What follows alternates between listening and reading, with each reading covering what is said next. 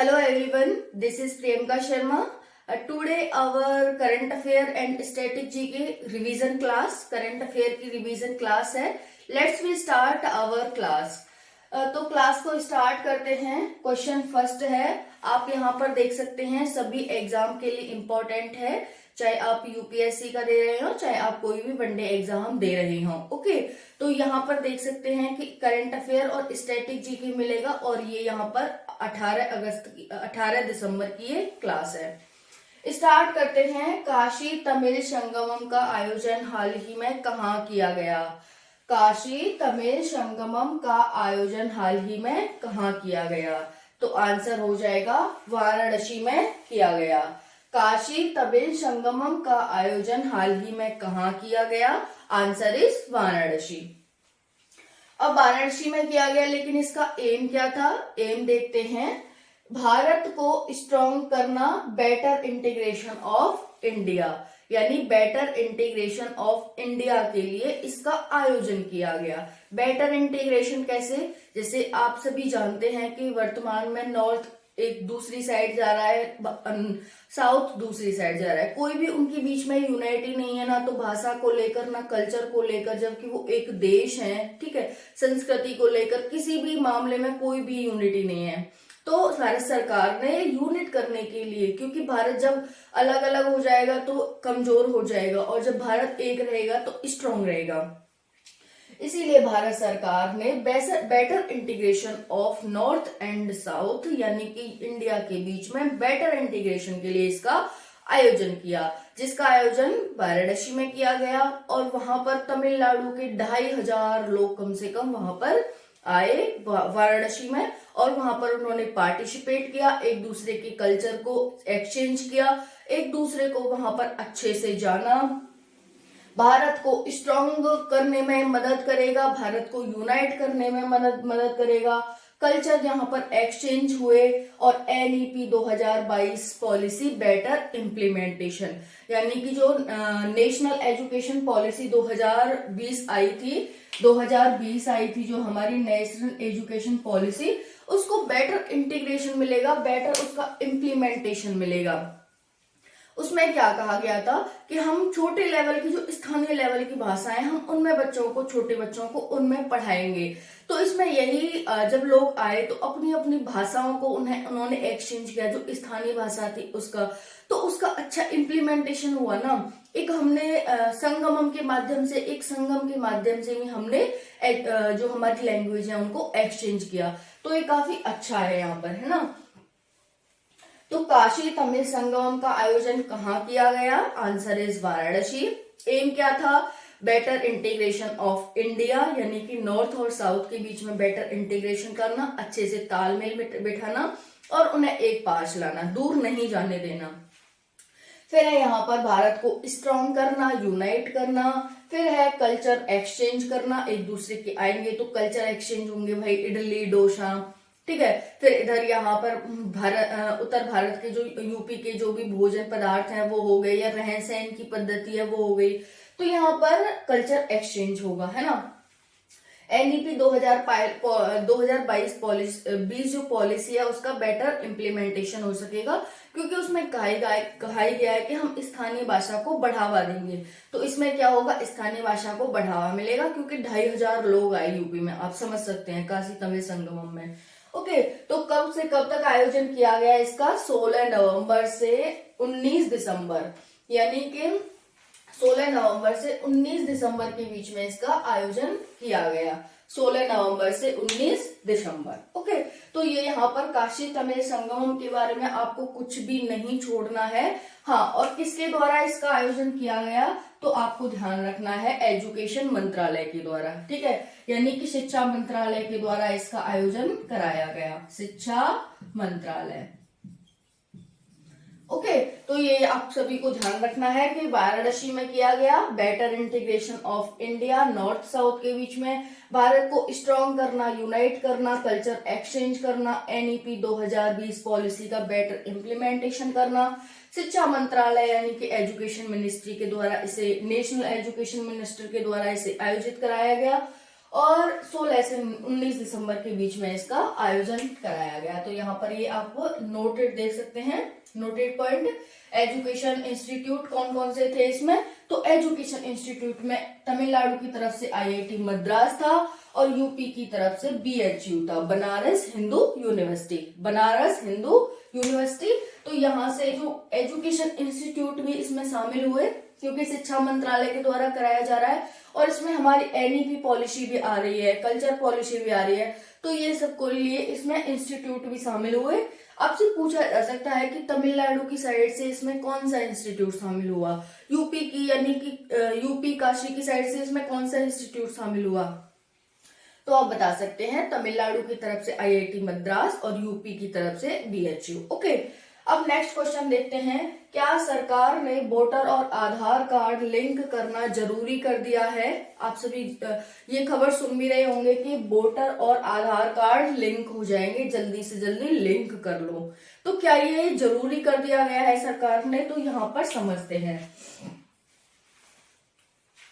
अभी नहीं किया है किंतु फ्यूचर में किया जा सकता है, अभी नहीं किया किंतु फ्यूचर में किया जा सकता है। ठीक है, तो अभी नहीं किया है, अभी आप परेशान ना हो कि अभी कंपलसरी कर दिया, ऐसा नहीं है। अब इसका एम क्या है, सरकार वोटर आईडी और आधार कार्ड को क्यों एक करना चाहती है, हम समझते हैं। यहाँ पर सरकार कह रही है कि वन नेशन वन आइडेंटिटी। जब हम वन नेशन वन राशन कहते हैं, जब हम वन नेशन वन मतदान पत्र कहते हैं, ठीक है, तो जब हम ये सब वन कर रहे हैं तो वन नेशन वन आइडेंटिटी भी होनी चाहिए। अब वन नेशन वन राशन आप कैसे पाएंगे, हमने तो कह दिया चलो वन नेशन वन राशन है, आप भारत के किसी भी राज्य में किसी भी कोने में रहते हैं वहां पर आपको राशन मिल जाएगा। लेकिन अगर आपके पास आइडेंटिटी अलग अलग है तो काफी उसे मैच करने में, ठीक है, यहाँ की आइडेंटिटी लाओ वहां की आइडेंटिटी लाओ, फिर उसे मैच करो, फिर उसे इम्प्लीमेंटेशन करो, तो काफी ज्यादा टाइम टेकिंग भी होता है और यहाँ पर धांधलीबाजी भी और यहाँ पर हो सकती है। इसीलिए सरकार ने यहाँ पर कहा है कि वन नेशन वन आइडेंटिटी होनी चाहिए। इसलिए हम सभी जो जितनी भी आइडेंटिटी है उनको एक कर रहे हैं। दूसरा, सरकार ने कहा है डाटा रिलीवेंसी से बचना, डाटा रिलीवेंसी से बचना। डाटा रिलीवेंसी क्या होता है, जैसे आप सभी जानते हैं डाटा का हेर फेर कर देते हैं जो लोग, ठीक है, तो उससे बचना है, डाटा रिलीवेंसी से इसका उद्देश्य बचना है। नेक्स्ट है फेक वोटिंग। जो भी फेक वोटिंग होती है, कोई भी एक इंसान है वो दो दो तीन तीन बार वोट डाल देता है। कैसे डाल देता है, क्योंकि वो फेक आईडी से वोट डाल देता है, तो एक आईडी होगी तो ऐसा नहीं हो पाएगा। नेक्स्ट है इलीगल माइग्रेशन पर कंट्रोल। आप सभी जानते हैं नॉर्थ इंडिया में इलीगल माइग्रेशन आ जाते हैं और वो काफी बड़ी एक समस्या होते हैं, है ना, वहां के लोगों के लिए और वहां का जो कल्चर है उसके लिए। वहां इतना ज्यादा, क्योंकि आपको पता है पहाड़ी एरिया है तो इतना खाद्यान्न भी नहीं है, खाद्यान्न पर भी काफी प्रभाव पड़ता है, तो वहां के लोगों को काफी दिक्कत सहन करनी पड़ती है। इसीलिए सरकार कह रही है कि नॉर्थ इंडिया हो गया, नॉर्थ ईस्ट इंडिया हो गया हमारा, वहां पर इलीगल माइग्रेशन होता है और इलीगल माइग्रेशन होने की वजह से काफी समस्याएं होती हैं, तो इलीगल माइग्रेशन को रोकना है इसका उद्देश्य। अब कैसे रोकेंगे, आधार कार्ड आप वोटर आईडी कार्ड आप कैसे ही बनवा लेते हैं, है ना, वोटर आईडी कार्ड के लिए ज्यादा पहचान पत्र भी नहीं चाहिए, कोई भी बना देता है, ठीक है, लेकिन जो आधार कार्ड है वो हमारा कोई भी नहीं बना सकता है। कैसे, जैसे आधार कार्ड में क्या चाहिए होता है, हमारा स्कैन वगैरह चाहिए होता है, हमारी आईज स्कैन होती है, थंब स्कैन होता है, बहुत सारे स्कैन चाहिए होते हैं उसमें, ठीक है, तो हमारा आधार कार्ड ऐसे इलीगल नहीं बन सकता है, लेकिन वोटर आईडी कार्ड हमारा इलीगल बन सकता है। तो सरकार कह रही है क्योंकि आधार कार्ड में हमें स्कैनर चाहिए लेकिन वोटर आईडी में स्कैनर नहीं चाहिए, इसीलिए अगर दोनों को हम एक कर देंगे तो इसका मतलब वोटर आईडी में हमें आधार कार्ड चाहिए ही चाहिए, है ना। इसीलिए सरकार कह रही है कि इस इलीगल जो माइग्रेशन होता है उस पर कंट्रोल पाया जाएगा अगर हम वोटर आईडी और आधार कार्ड को एक कर देंगे तो, ठीक है। फिर है यहाँ पर क्राइम वगैरह जो हो जाते हैं इलीगल आईडी से, 2-4 आईडी बना के, तो उस पर भी कंट्रोल पाया जा सकेगा। तो यही इसका उद्देश्य है, one nation one identity, data relevancy से बचा जा सकेगा, फेक वोटिंग होने से भी बचा जा सकेगा, इलीगल माइग्रेशन पर कंट्रोल लग सकेगा और क्राइम में कमी आ सकेगी। इसका नुकसान क्या है, ये तो यहाँ पर एम हो गया, अच्छा काम होगा, लेकिन इसका बुरा प्रभाव क्या पड़ेगा, प्राइवेसी का उल्लंघन होगा। जब आपका एक ही आईडी होगी सभी जगह, ठीक है, बैंक में हो गया, कहीं भी हो गया, जहां जहां आप उसे यूज करते हैं, तो सभी जगह एक आईडी होगी, तो आपका पूरा डाटा हर व्यक्ति के पास होगा। जहां पर आप अपना आधार कार्ड लगाते हैं वहां पर आपका सब कुछ होगा, जहां पर आप अपना वोटर कार्ड लगाते हैं उस व्यक्ति के पास भी आपकी सारी जानकारी होगी, जिससे कि हमारा प्राइवेसी का उल्लंघन होगा और डाटा रिलेवेंसी का यहाँ पर एक खतरा बन सकता है। फिर है डाटा चोरी और मिसयूज, ये यहाँ पर आप देख सकते हैं, ये सभी इसके नुकसान भी हैं अगर हम एक ही आइडेंटिटी बना देंगे तो। ओके, फिर नेक्स्ट देखते हैं। नेक्स्ट क्वेश्चन है, हाल ही में राइस फेस्टिवल का आयोजन कहाँ किया गया? हाल ही में राइस फेस्टिवल का आयोजन कहाँ किया गया? तो ध्यान रखें, ये राइस फेस्टिवल है, यानी कि चावल के लिए एक महोत्सव का आयोजन किया गया। Answer is Wayanad Kerala. वायनाड केरल में राइस फेस्टिवल का आयोजन किया गया। इसका एम क्या था? इसका एम है हाइब्रिड वीड्स बनाना, ठीक है। हाइब्रिड वीड्स आप सभी को पता है, जैसे कि कम उत्पादकता वाले वो होते हैं, बीज होते हैं, उनमें हम कुछ हाइब्रिडेशन करके उनको और ऊंचाई तक, मतलब और अच्छा सा बना सकते हैं, जो कि हमें हायर प्रोडक्टिविटी देते हैं। तो यहाँ पर हाइब्रिड वीड बनाना, जिसमें आयरन और जिंक का, क्योंकि बहुत सारे जो बीज होते हैं उनमें काफी ज्यादा एलिमेंट की भी कमी होती है, जो कि बॉडी में कमी उत्पन्न करते हैं और फिर अनेक बीमारियां होती हैं। तो हाइब्रिड बीड्स करके उसमें जिंक आयरन की कोटिंग करके उसे हायर प्रोडक्टिविटी बनाते हैं और उसमें अलग से मिलाते भी हैं, जिससे कि ये सारी जो कुपोषण की, माल न्यूट्रिशन की समस्या है उससे बचा जा सके। ओके, लेकिन जब हम ऐसे हाइब्रिड बीड्स बनाते हैं तो उससे नुकसान भी होते हैं। नुकसान क्या होते हैं? वाटर ज्यादा कंजप्शन होता है। ओके, क्योंकि जहां पर हम नेचुरल चीज उगा रहे हैं तो वहां पर प्रकृति का ऐसा नेचर है कि वो उसे इतना ही थोड़े पानी में हमें उसे पैदा कर सकते हैं। लेकिन जब हम आर्टिफिशियल रूप से बनाने लगते हैं तो हमें काफी ज्यादा उसमें पानी की भी जरूरत होती है, काफी ज्यादा खाद वगैरह भी लगाना पड़ता है हमें, क्योंकि वहां पर वो नेचर ऐसा एडेप्ट नहीं कर पा रहा है उसे। तो इसीलिए वाटर कंजप्शन भी ज्यादा होता है। और लाभ क्या होता है इसका? नुकसान हो गया वाटर कंजप्शन, लाभ क्या हो गया? लाभ हो गया कुपोषण और माल न्यूट्रिशन जैसी समस्याओं से बचा जा सकता है, क्योंकि इसमें अलग से हम आयरन और जिंक की जब कोटिंग कर देते हैं तो व्यक्ति के शरीर में जो जिंक और आयरन की कमी होती है, क्योंकि मोस्ट इंपॉर्टेंट एलिमेंट होते हैं मानव के लिए जिंक और आयरन, है ना। जिंक इनकी हम कोटिंग कर देते हैं चावल में और फिर क्या होता है, व्यक्ति की जो शरीर में कमी होती है वो पूरी हो जाती है। अब चावल में क्यों किया जाता है? क्योंकि आप सभी जानते हैं भारत का जो व्यक्ति है, अधिकतर व्यक्ति चावल बहुत ज्यादा खाता है। कहीं पर भी चला जाओ वो रोटी तो खाएगा ही खाएगा, लेकिन चावल भी खाएगा। एक बार रोटी के बिना रह सकता है, लेकिन चावल के बिना नहीं रह सकता। तो इसीलिए सरकार चावल में, क्योंकि लोग चावल ज्यादा खाते हैं, तो चावल में ही राइस फोर्टिफिकेशन सरकार करती है और इसी के लिए फेस्टिवल मनाया गया। क्या है? वायनाड केरल। तो राइस फेस्टिवल का आयोजन कहाँ किया गया? आंसर इज वायनाड केरल में। इसका एम क्या था? हाइब्रिड बीड्स बनाना, हायर प्रोडक्टिविटी देना, हायर उत्पादकता देना, जिसमें हायर बीड्स में जिंक और आयरन की कोटिंग की जाएगी। इसका नुकसान क्या होगा? वाटर कंजप्शन ज्यादा होता है जब हम ऐसा कुछ भी करते हैं तो बीड्स वगैरह। फिर होता है लाभ इसका कुपोषण और माल न्यूट्रिशन से बचा जा सकता है। कुपोषण क्या होता है? कुपोषण जब होता है जब व्यक्ति के शरीर में एलिमेंट्स की कमी हो जाती है और उसके कारण उसे अनेक समस्याएं, अनेक बीमारियां हो जाती हैं। इसी को हम माल न्यूट्रिशन यानी कि कुपोषण कहते हैं, जब व्यक्ति को एक मिनिमम मात्रा में, कम से कम मिनिमम मात्रा में भी उसे एलिमेंट्स, उसे पोषण नहीं मिल पाता है। ओके, इसी के लिए किया जाता है। तो अब हम यहाँ पर देखते हैं केरल के कुछ जीआई टैग्स हैं जो हाल ही में चर्चा में रहे हैं, हाल ही में कुछ उत्पादों को मिला है। तो केरल के जीआई टैग्स है ना, ये है ओना टुकारा तिल। ओना टुकारा तिल किसका है? तो आंसर इज केरल। ओना टुकारा तिल को क्या मिला है? जीआई टैग मिला है। फिर है कोंडुग लूर स्नैप मेलन। कोंडगल्लूर स्नैप मेलन, ये भी केरल का है, इसे जीआई टैग मिला है।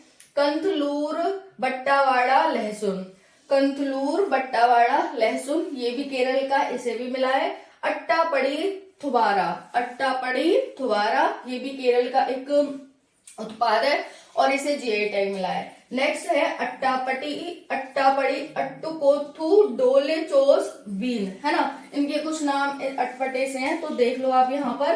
कोंडुगल्लूर स्नैप मेलन, कंथलूर बट्टावाड़ा लहसुन, अट्टापड़ी बुथारा थुबारा, अट्टापड़ी अट्टुकोम्बू डोलेचोस बीन और यहाँ पर ओना टुकारा तिल। तो ये 5 उत्पाद हैं जो केरल के हैं, जिन्हें हाल ही में जीआई टैग मिला है, मोस्ट इंपॉर्टेंट हो जाते हैं स्टैटिक जीके के उससे, ठीक है। तो यहाँ पर ये हो गया। राइस फेस्टिवल कहाँ आयोजित किया गया? Answer is Wayanad Kerala. M क्या था? तो एम हो जाएगा इसका हाइब्रिड वीड्स पैदा करना। इसका नुकसान वाटर कंजप्शन, लाभ कुपोषण, माल न्यूट्रिशन जैसी समस्याओं से बचा जा सके। फिर यहाँ पर केरल के राज्यपाल और मुख्यमंत्री, केरल की राजधानी आप सभी जानते हैं तिरुवनंतपुरम है, केरल की राजधानी तिरुवनंतपुरम। सीएम पिनराई विजयन और राज्यपाल कौन हो जाएंगे? आरिफ मोहम्मद, राज्यपाल आरिफ मोहम्मद। तो ध्यान रखना है आपको, केरल की राजधानी तिरुवनंतपुरम, सीएम पिनराई विजयन और इसके राज्यपाल आरिफ मोहम्मद। फिर है यहाँ पर नेक्स्ट क्वेश्चन, आईईए क्या है? आईईए क्या है? चर्चा में है तो देखते हैं। International environment agency, international environment agency इसकी फुल फॉर्म है आईईए की, अंतरराष्ट्रीय पर्यावरण एजेंसी। ओके, क्लियर हो गया। अब इसकी स्थापना कब हुई थी? स्थापना 1974 में की गई थी। हेडक्वार्टर कहाँ है? हेडक्वार्टर पेरिस फ्रांस में है। बॉडी किसकी है ये, मतलब कौन कैसी बॉडी है ये? तो ऑटोनॉमस इंटर गवर्नमेंटल ऑर्गेनाइजेशन है, यानी कि स्वायत्त बॉडी है, इंडिपेंडेंट बॉडी है, डिपेंडेंट बॉडी नहीं है।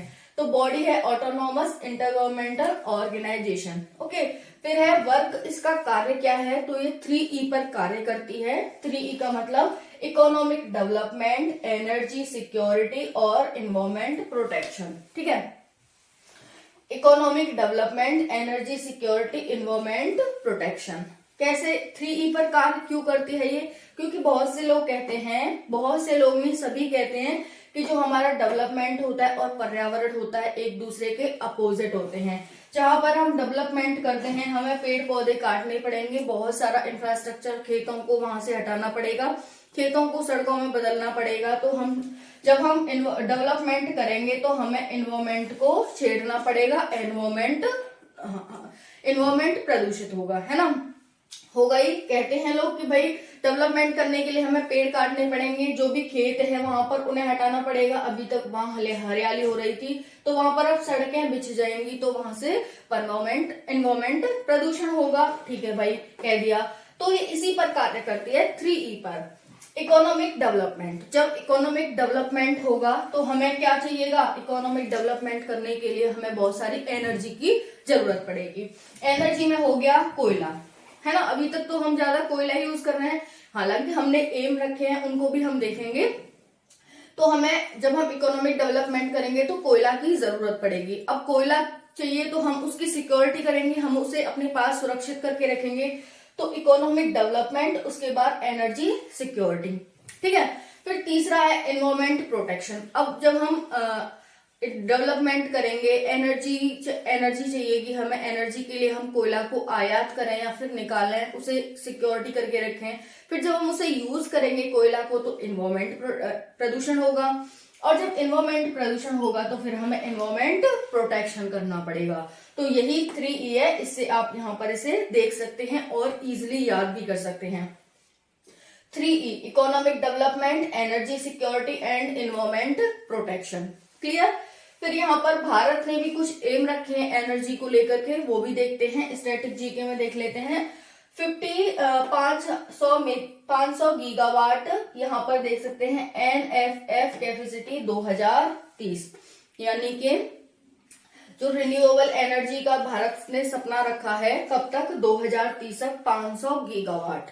2030 तक रिन्यूएबल एनर्जी 500 गीगावाट हम उत्पादन करेंगे।